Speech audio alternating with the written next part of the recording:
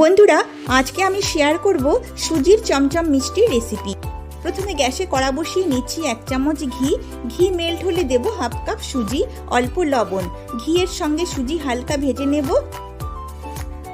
ভাজা হয়ে গেলে দেব 1.5 কাপ দুধ, হাফ কাপ চিনি, এলাচ গুঁড়ো।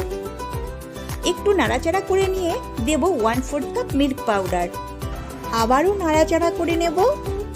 মিশ্রণটা যখন এরকম ডোয়ের ফর্মে চলে আসবে তখন নামিয়ে নেব। হালকা গরম থাকতে থাকতে হাতে ঘি মেখে নিয়ে ডোটাকে মেখে স্মুথ ডো বানিয়ে নেব।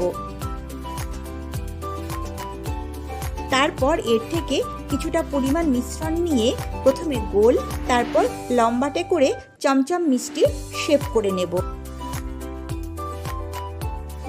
এইভাবে সবগুলো বানিয়ে নেব।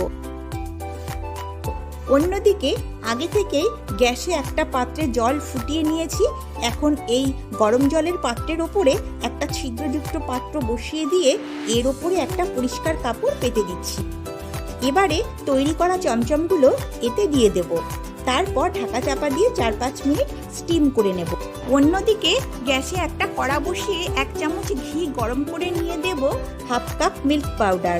গ্যাসের ফ্লেম লো করে 4-5 মিনিট ভেজে নিলেই ইনস্ট্যান্ট মাওয়া তৈরি হয়ে যাবে। এদিকে মিষ্টিগুলো স্টিম হয়ে গেছে। এবারে ঢাকা তুলে মিষ্টিগুলো তুলে নেব।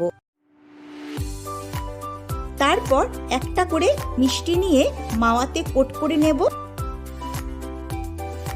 ব্যাস, তৈরি হয়ে গেল দারুণ টেস্টি সুজির চমচম মিষ্টি।